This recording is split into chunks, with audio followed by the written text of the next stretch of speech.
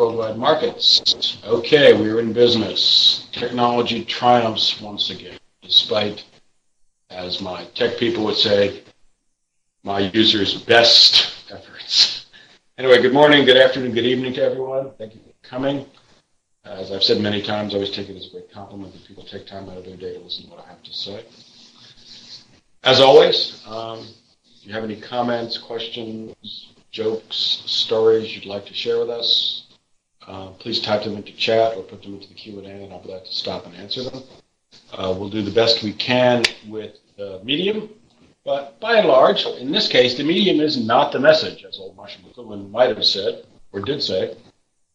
He actually said the medium was the message. Our topic today is a generalized topic. It's not a specific one, although I am going to bring up some comments about the euro and the currency implications of what we're dealing with. It is, unfortunately, the central banks have greatly restricted our area of commentary as analysts and economists and traders. Before the great easing, which is now spreading across the world to every major economic unit. If you take the four biggest economic blocks in the world, United States. Actually, if you take the just by area, it would just by GDP, it would actually be the EMU, followed by the United States, followed by China, and followed by Japan, and every one of them is. I was gonna say totally smooch-driven. Sorry about that. I come from kids, and we talk a lot about smooches. My girls are only 7, so it's okay. With quantitative easing. I mean, the Japanese have been enthralled with quantitative easing for 15 years. It hasn't done anything. The Americans were next on board under Mr. Bernanke. The Europeans followed. And now the Chinese have decided that this is the way they need to go to. It's interesting, in a way, you could view this as some sort of a monetary version of mercantilist bigger-than-neighbor policies, because that's kind of where it ends. But back to what the ECB has done. The ECB and Mr. Draghi has given us the latest version of his famous promise from 2.5 years ago to save the euro by whatever means necessary. Well, in that case, they were referring primarily to the Greek and the debt debacle. And they did. They forced the Greeks. Actually, the Greeks, how should we put this? They forced the Greeks, but the Greeks agreed. The Greeks did not have to agree. The Greeks could have left the euro. They didn't want to. And it's not just the elites that didn't want to, the conservatives, or the liberals, whatever you want to call them, under Tsipras. The Greek people did not want to leave the euro, and they did not. And the Germans and the others gave them no choice. And if they, the Greeks, wanted to continue their borrowing ways, then the Europeans said with no dice. Now, you can argue either way. That the Greeks should have left. It's the only way they're ever going to get control of their economy again. That's probably true. Or that the Greeks needed to take the medicine after all of their profligate ways of the past 15 or 20 years, or certainly since they're joining the euro, and that this was justified. You can argue either way. And both sides have an element of truth. But that is what more than an element. Both sides are actually true. The Greeks are right that the Europeans had to know that there was endless finagling and they never should have lent this money. True. The Europeans are right, or the Germans and the others are right, that the Greeks fudged to a ridiculous degree when they joined the euro and afterwards. Both sides are true. They have now settled that, at least for the time being. Nevertheless, the eurozone is hardly healed.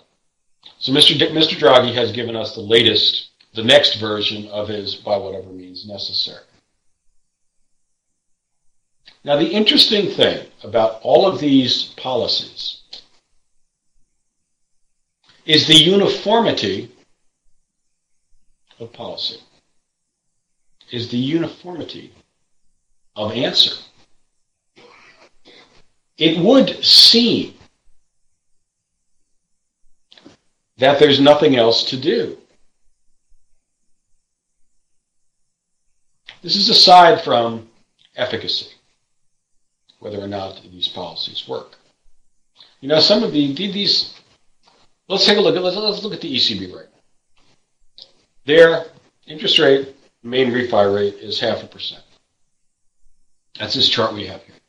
The green line is the main refi rate. This goes back to 1999 deliberately because that's when the euro started trading interbank. The white line is GDP, and the yellow line are assets of the ECB. This had to do with the Greek crisis when they're buying all the European debt.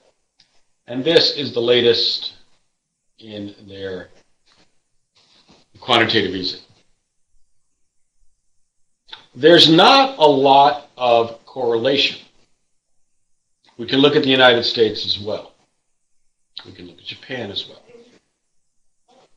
So you're not seeing any sort of direct correlation between the policies in the current 5-7 year period, policies of the central bank and GDP.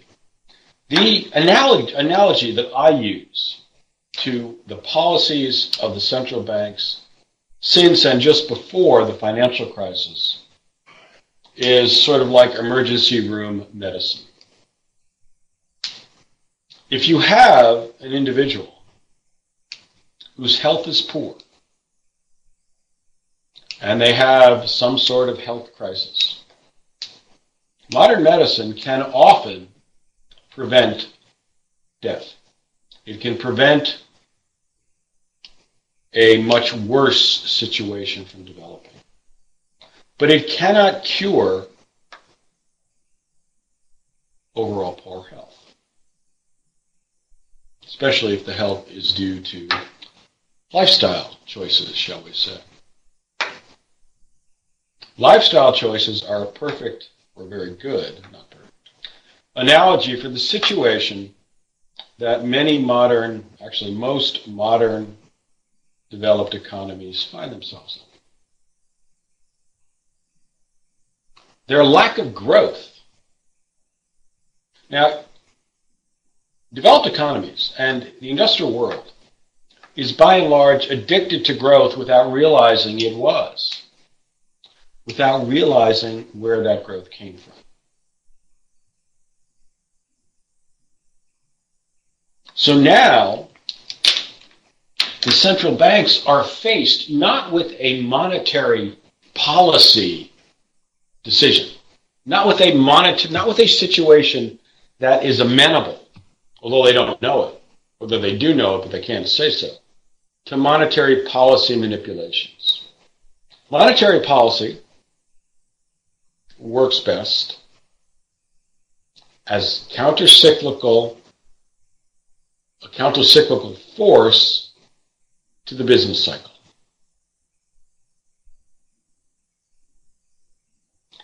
Production starts to contract, policy is loosened. Inflation heats up, businesses get too exuberant, bad investments, cheap money, tighten money, you end up with a sine wave approximation of an economy. And that is the way that it has always worked. Not very effectively, and certainly not nearly as regularly as a sine wave would.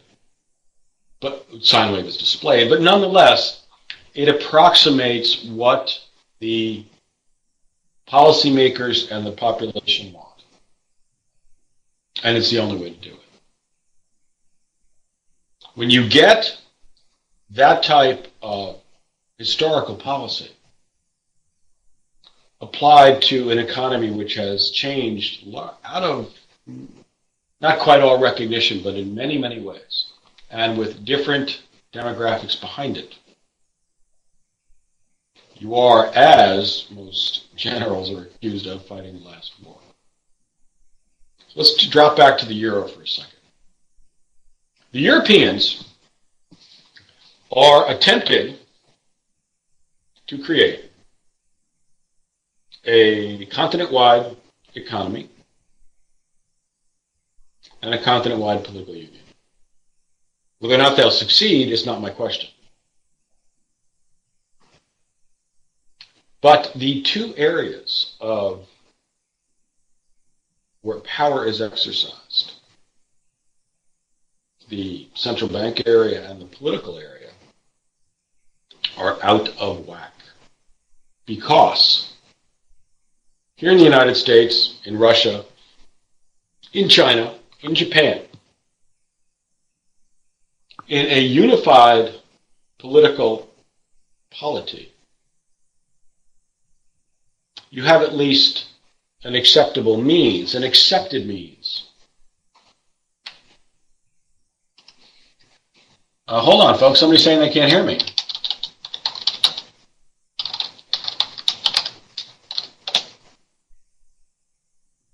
Hold on. Let me check with everyone here. Okay, I'll turn up the sound.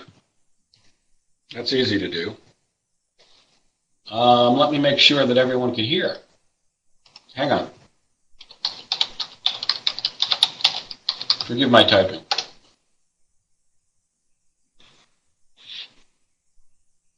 Okay, someone can't hear. Please check your own controls because the rest of us apparently can hear. I can certainly hear what I'm talking. Not very funny, actually. Okay, so we're still good with this. For the ECB, in the United States and in the other countries I mentioned, Russia, Japan, no sound at all. I'm puzzled. Let me talk to who's ever on the FX Street line. Some people can hear and some can't. That is a situation I've never encountered before.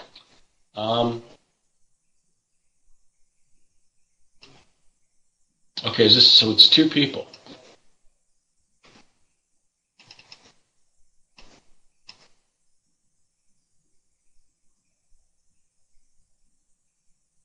Okay, so there it is. The people who can't hear, I think you need to re-enter the webinar again. Try that and see if it works, okay? Because I know some people can hear and I don't want to shut down what is working. Okay.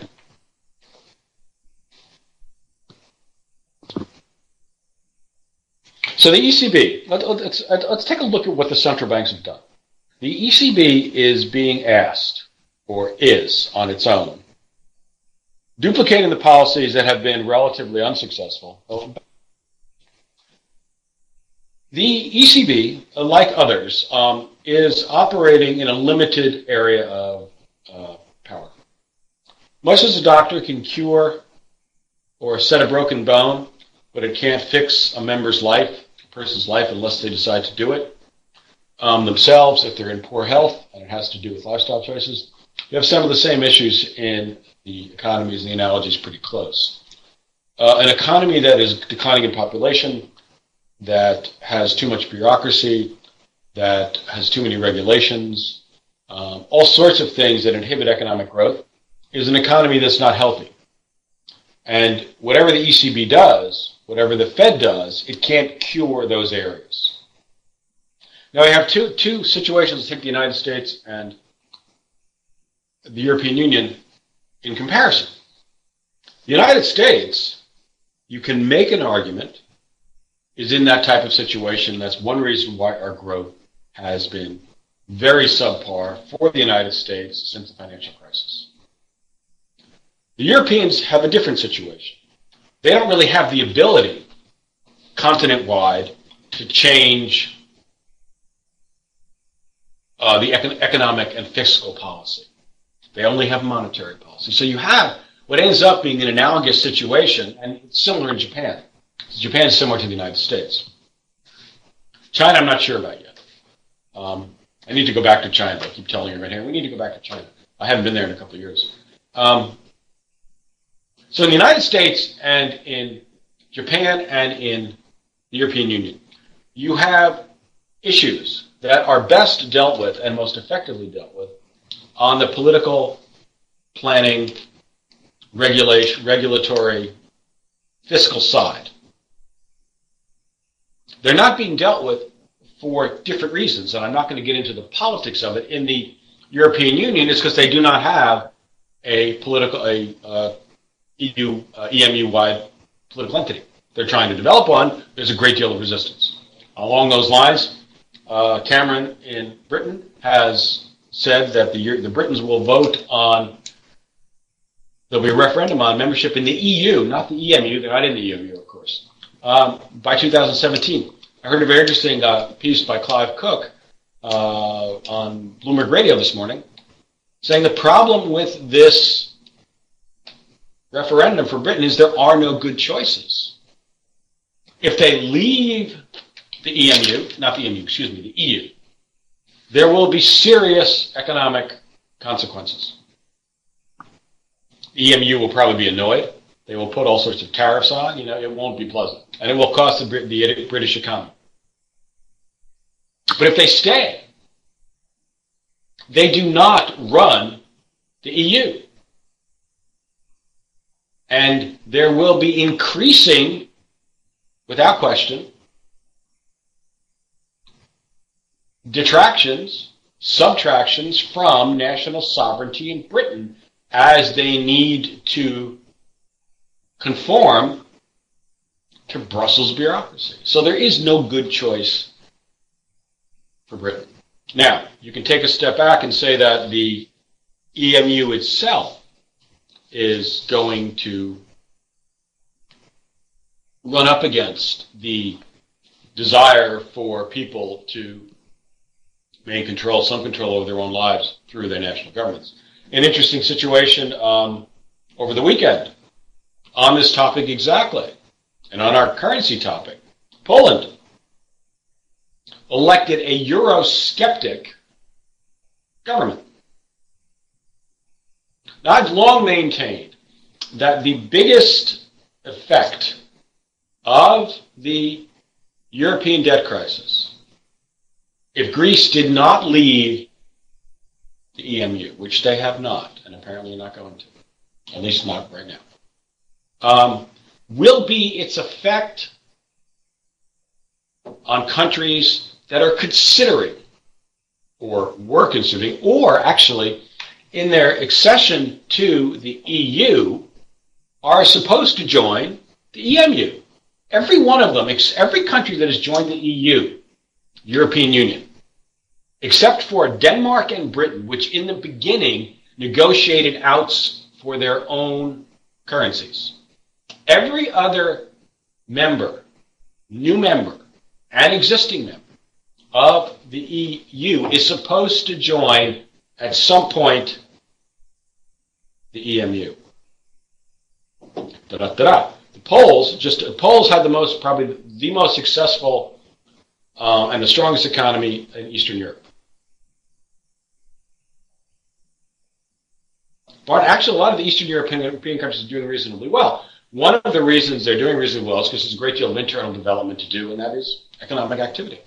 Anyway, they just elected the Justice and Something Party, headed by a woman whose name I unfortunately have forgotten. I only read it once this morning. If anybody knows it, please type it in. I think everybody should know. She's a 52-year-old woman. I don't remember her name. My apologies. But their party is Eurosceptic, meaning, and it's obvious as anything, why join the euro? Why? Why not be within the EU and maintain all of the policy choices and the flexibility inherent in having your own currency? Now, for a country, for the Eastern European countries that are historically fearful of Russia, EU membership is important. NATO membership is important. Their considerations in international politics are different than the British, although their situation will be analogous, and it is right now. The Poles, obviously, have no intention of giving up the zloty, and nor, in my opinion, should they. Nor do they have to. At least not for the next generation, next 10 years. Let's say 10 years. There is no way that the Europeans are going, that the existing members of the EMU are going to successfully pressure the Eastern European countries to join the euro. And so the strongest, the biggest, and most effective result of the debt crisis and its, regardless of your opinion of it, and its, excuse me, and its effect on the EU and the EMU has been to create great skepticism for the advancement of the euro in Eastern Europe. Most countries are going to stay in the EU, but they're not going to want to join the EU. So back to the ECB topic. There is no political unity for effective economic and fiscal policy across the EMU. The Poles are doing very well. Many of the Eastern European countries are doing well. I mean, Hungary, I believe, has like a 3.5% growth rate. Poland is up there. You compare that to Germany. Actually, Germany's doing reasonably well. Germany is the great export engine of the world. Everybody wants to drive a Mercedes, except for me. Drive Italian cars. That's not true. Maybe Volkswagen. France, Italy, many of the Eastern European countries are, Spain, Portugal, do not have robust growth rates. You can make all sorts of arguments about what that reason is, but you have a great disparity between the Eastern European countries and the old line EMU, EU countries. So just based on that, there's going to be very little pressure from the EU for these countries to do what they said they would do eventually, which is join the EU. So Mr. Draghi is stuck for policy, as the Fed is stuck for policy, as the Bank of Japan is stuck for policy. China, we're not so sure about yet. The interesting issue across these very different cultures and very different economies is the ascendance of the central bank. The central bank, this idea comes from Alan Greenspan, who, if he did anything else, did us all a disservice by pretending, maybe he believed it, that central banks are the great technocratic controllers of the world economy. It has proven to be utterly untrue. Just two examples. Summer of 2008, the ECB raises rates. Why? Because, I've said this a number of times. Why? Because Jean-Claude Trichet said they didn't have any problems with the American subprime mortgage. Okay. That certainly didn't turn out to be true.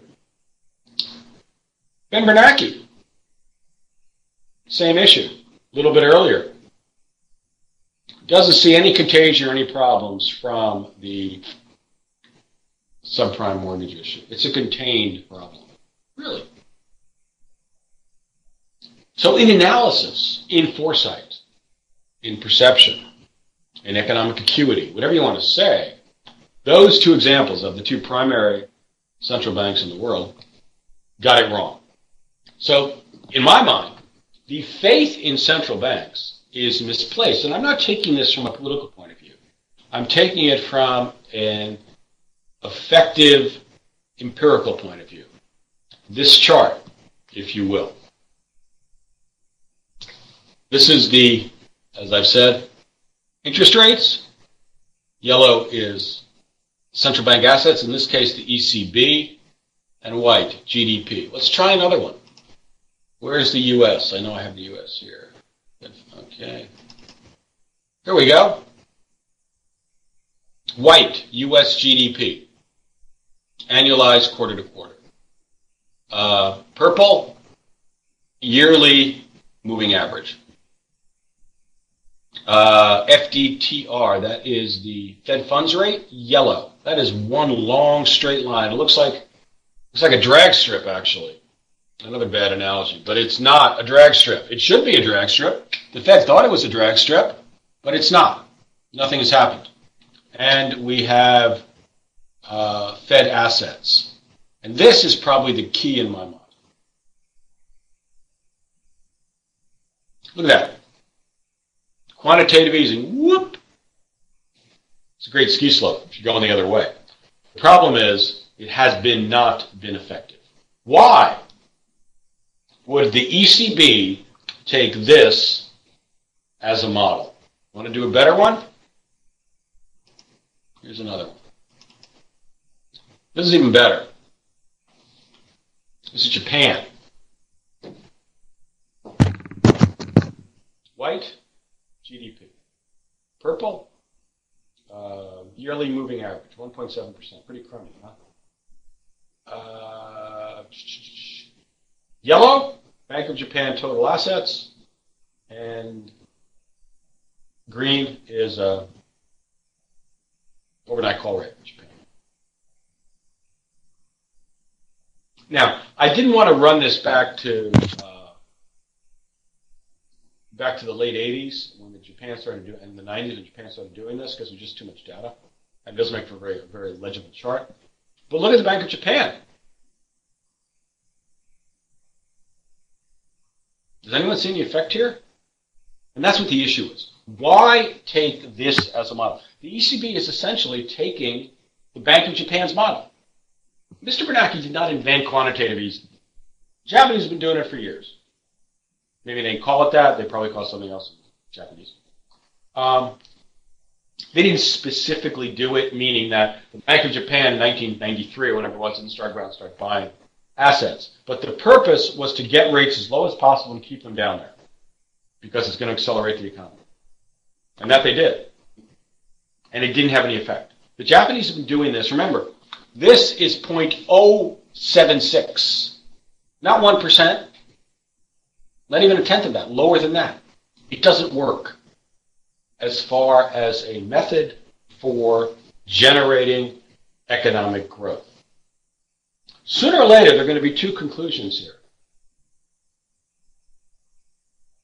To put it another way, if this attitude maintains, both on the fiscal and the central bank side, I think you're eventually going to get excuses generated and used as goals. You'll start hearing at some point in the next couple of years how economic growth is not that important. How 3.5% or 4% growth and generating wealth is really not where you want to go. There are other values and views. Values that actually are being propagated by the inability of central banks to generate. Problem is, central banks never could generate economic growth. We have delivered, and again, I'm trying to keep this very empirical, not theoretical. There's a danger in all of this, in degenerating the conversation, degenerating the analysis into what ends up being a political and non-empirical analysis on the dangers of central bank control or bureaucratic control in general. And I don't want to do that. But I do want to stress that the model that the ECB has chosen has no demonstrated effectiveness for its ostensible goal of generating economic growth, because if you call it, as they do in the United States, paying attention to unemployment, the only way you get unemployment is from economic growth. So the real purpose behind the mandate is to generate economic growth. And from all of the evidence we have so far, empirical evidence, policy effect on the economy, there is no evidence that this policy of permanently low interest rates generates economic growth. So, we're going to look at two more things here. One is, then why choose it? And two, what alternatives are there? The last one is harder because it gets into the political, but we must deal with it in order to discuss rationally what the ECB is doing. If the ECB has no choices, if the Fed has, if there are no other choices, then it's like if you're sick and you take an experimental drug. You've run out of options. So, to begin with, we know that the policy that the banks are choosing has very little demonstrated effectiveness. And I'm not saying this out of any particular political bent. I'm simply looking at the numbers that we have. Let's see what else we have. Okay, this is just an earlier version of the same chart. Okay. Second, the policy tools of central banks are far more limited than is publicly acknowledged. Certainly by the central bankers. But in fact, by theoreticians and analysts of all stripes. You know, the more we as traders and analysts and people just paying attention to what's going on and reading the news focus on central banks, the more their supposed authority and ability is reinforced. But it doesn't mean that, in fact, or in actuality, they have any more effectiveness at controlling certain types of outcomes. The central banks have not even been able to generate inflation. Every theory that they operate by, and central bankers operate on models. And as many people, or a famous quote is, all models are wrong and they're all necessary. It's like a trading system, you know. Some trading systems generate income for a little while and then they go wrong. Markets change, people change, assumptions change, the basis of the model shifts, and then the model is no longer effective. The central banks, in my mind, are operating on models that no longer effectively predict what's actually happening in the economy. The reasons are myriad, and I'm certainly not an economist and enough to delve into them. But for how long has the Federal Reserve been predicting, aside from the fact that it's goal-seeking here, been predicting an acceleration in inflation? And what's happening? It's actually going the opposite direction. Something about the Fed models on inflation is no longer capturing what the economy is doing. So if we know that, and the Fed knows this, these are smart people. I say this all the time. These are not dumb people. These are not low-level bureaucrats in some obscure government department. These are smart people. Now, they are trapped by their worldview. They are also trapped by the necessity of acting and judging within their bureaucratic rules and mandates. They are not risk takers. Risk takers are in the private sector, you and I and others who found businesses and trade and do all of their activity hoping for personal or company gain. Those are the risk takers, not the Fed, not the bureaucrats, not the government. But they know.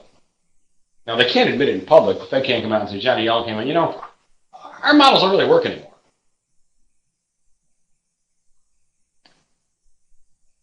No, that is not Adinda's fault.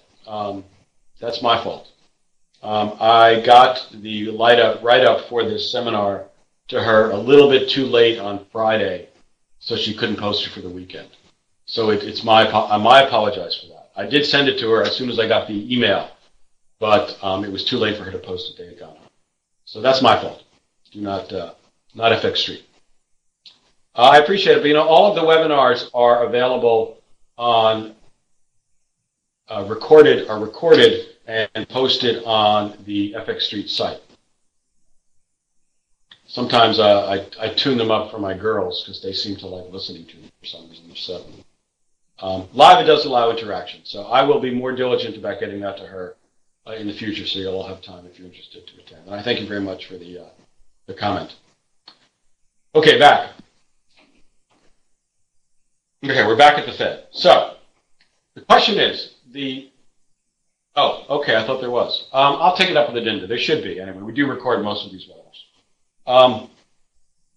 Why would the ECB take this model, which doesn't work, or at least has not demonstrated its effectiveness, for its model of what to do? Adinda, are we on 45 today or an hour?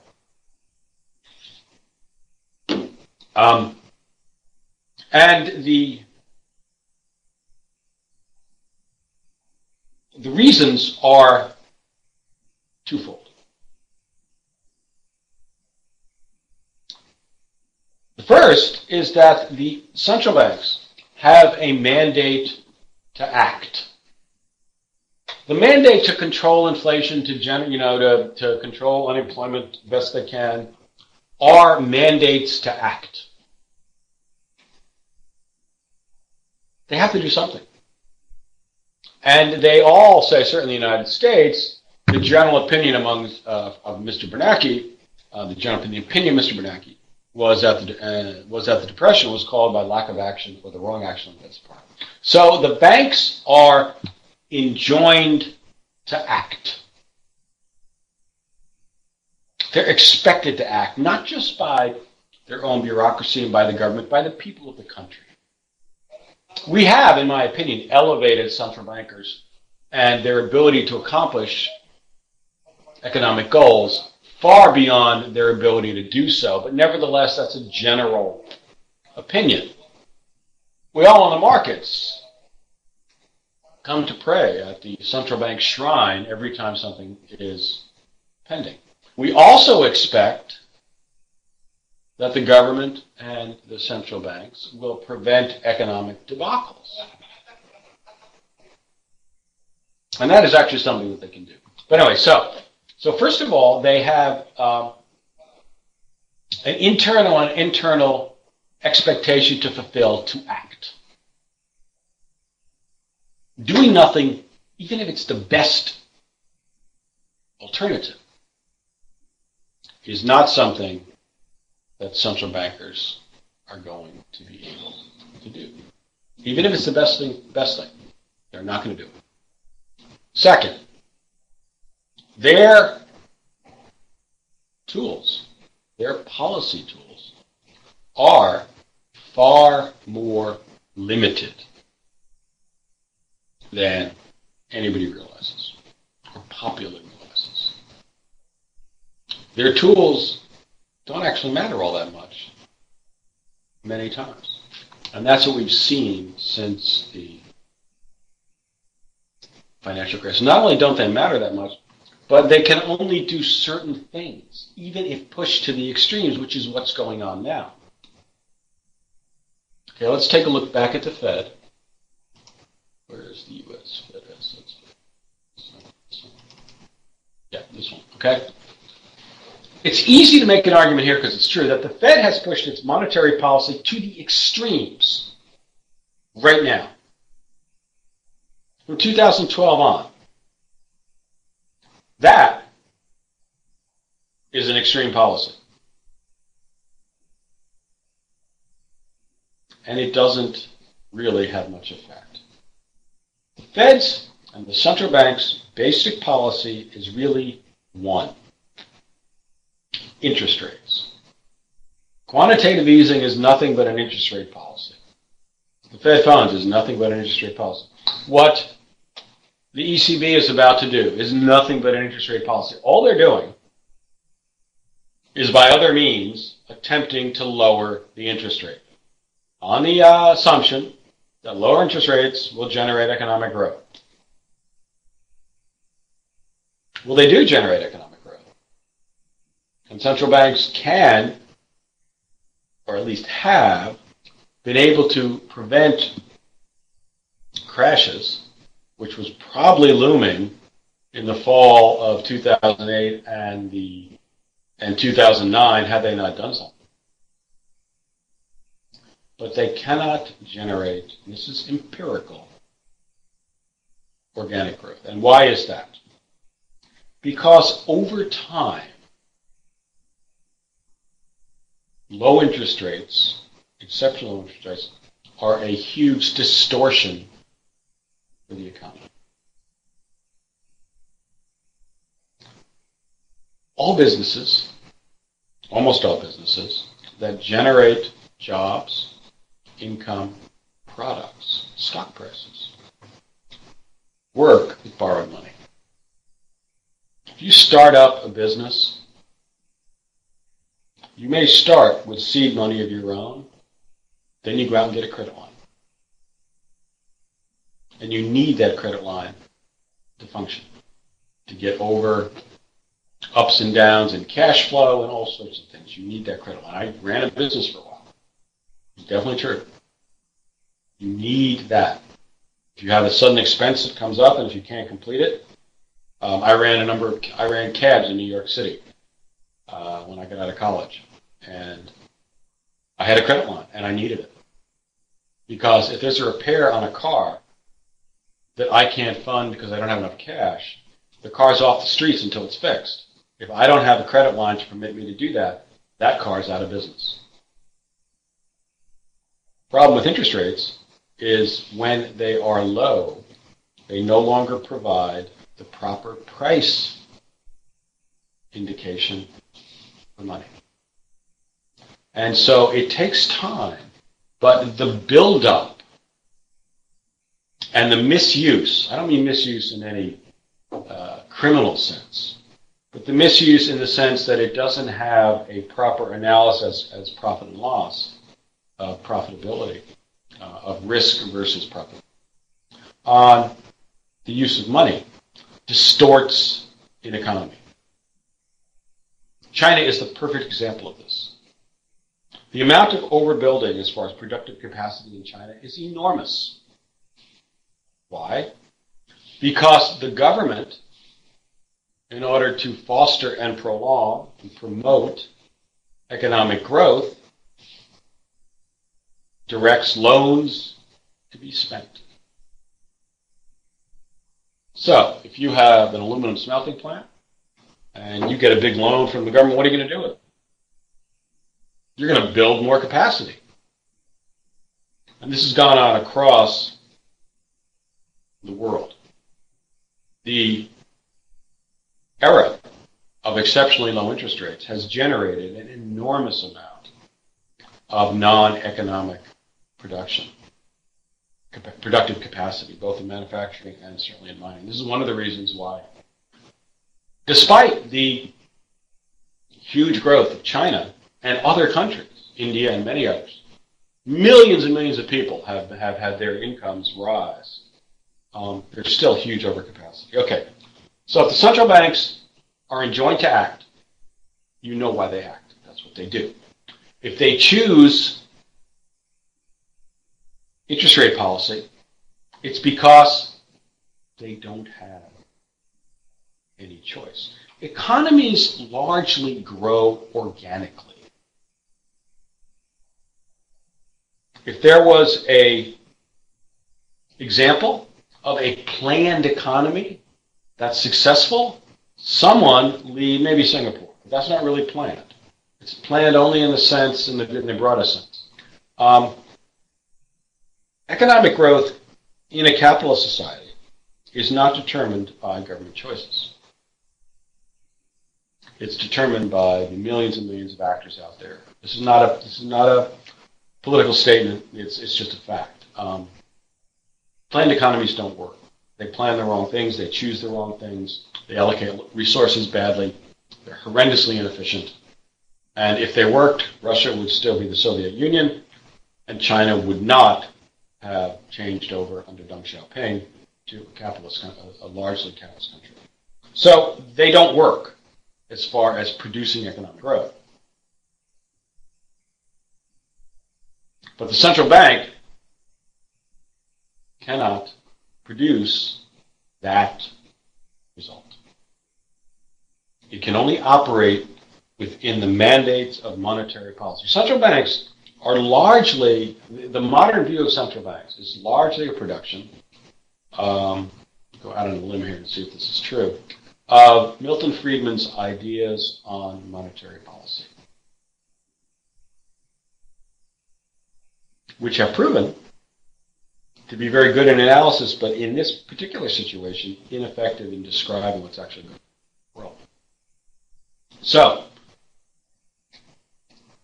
what we're looking for is an alternative.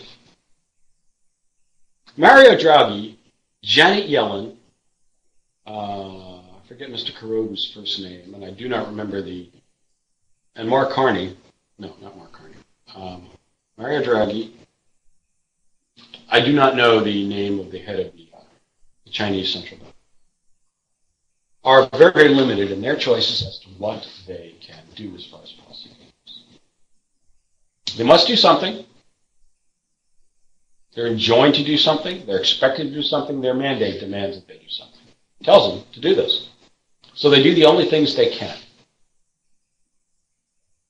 which is cut interest rates as low as possible.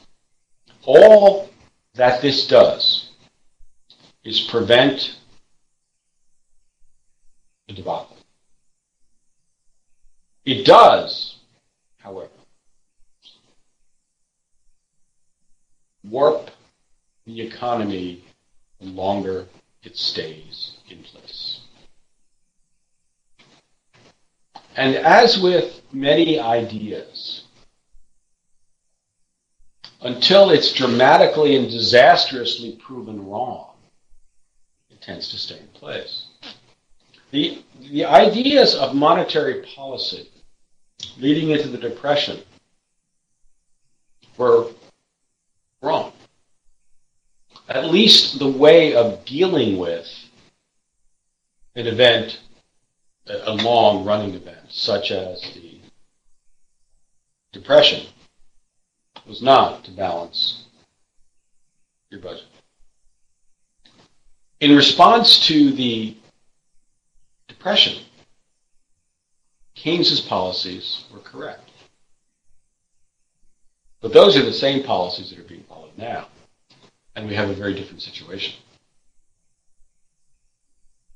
And I fear, and here I'm not going to get too dramatic on this one, but looking for a change of policy, you have to look at the political side. What would possibly generate a different view? What can happen so that the central banks would raise rates? which is what's necessary. And you know how you know this is an accurate analysis? Because the Fed keeps coming back to it. They are not saying, well, actually, if you read many of the things that have been said, it doesn't seem to have made it out to the media, but the Fed seems very aware of the growing dangers and the growing misapplication of resources caused by low interest rates. Otherwise, why continue to harp on raising rates? There is no inflation. There is no wage inflation. The last couple of job numbers were poor. Economic growth in the third quarter, which comes out on Thursday, is probably going to be less than 2% again. And that's including the government's new ways of figuring GDP, which of course end up boosting it. So all of the economic criteria that the Fed has used and has said it pays attention to do not warrant a rate increase. So why raise rates? Why talk about raising rates? Why saying they intend to raise? Why should I go on and on about it? Because I think the Fed realizes two things. One, that this doesn't work. This policy was never intended. It's an emergency policy. Look at this chart. Look when rates dropped to their current 0.25% in December 2008. We all remember December 2008.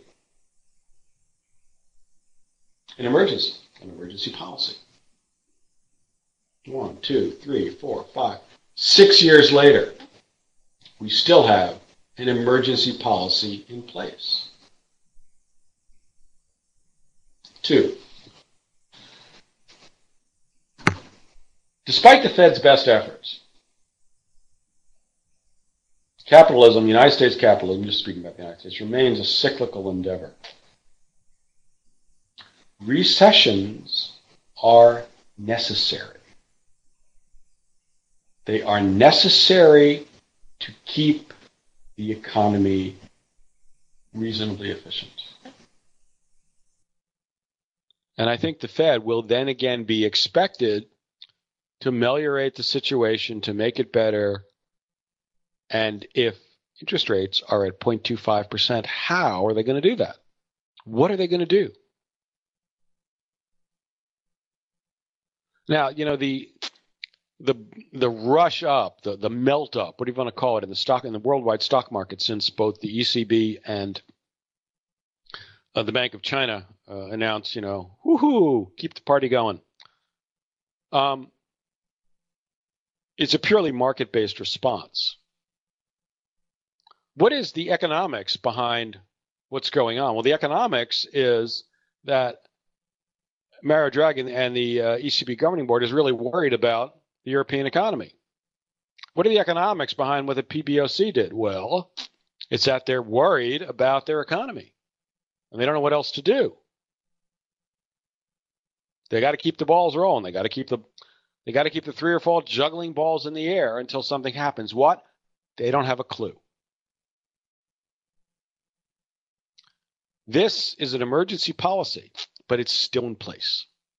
And that's telling you that it was not thought out, but it became a self-perpetuating institution.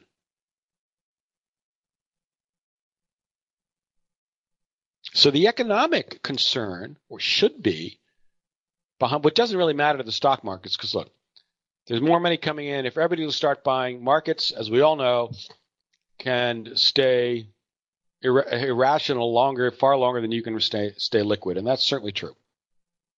It's true here. But there's no economic, assuming stock markets are supposed to be a reflection of the basic economy that they represent, there's no economic rationale. And the rationale is concern. The People's Bank of China is cutting rates for the 6th time this year. It's not going to do any more in China than it did here or in the ECB. It will permit ineffective, inefficient, non-economic entities to remain in business. They will not go out of business. People will not lose their jobs. But every one of those companies that should go out of business and doesn't remains a drain on the economy because it doesn't produce. So the policies of low interest rates, by effectively damaging the efficiency, the productivity of an economy, ensure their own perpetuation. It's almost the perfect, and I'm going to be a little unpleasant about this, the perfect bureaucratic situation. Your policy assumes your own longevity, but it does not promote the overall health of the economy. So let's make one brief essay at the last question. What else can the central banks do? We know we explored their mandates. We explored what they do. We explored why they do it. We explored the effectiveness or lack thereof. What else could they do? Well, the answer is not obvious because I say so. The answer is obvious because the Fed has already been talking about it for almost a year and 2 years. I don't think they're going to be able to do it, but they need to do it. They obviously need to raise rates. The only answer to this conundrum, to this box that they've put themselves in, is to get out of the box. Until an economy, the United States economy, as the largest in the world, can effectively and efficiently price money, it cannot be expected to have any reasonable degree of growth or efficiency. It's really quite simple. But the question is, how does the Fed do it? And frankly, would a 25 basis point interest rate hike quickly followed by a promise that we're never going to do it again matter? No, of course not.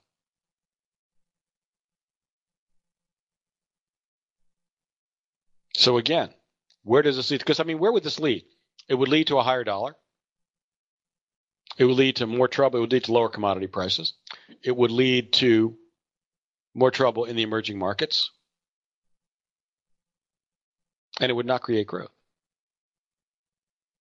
So the Fed, and I'm very wary of this because it's very easy to preach Armageddon, which I try not to do.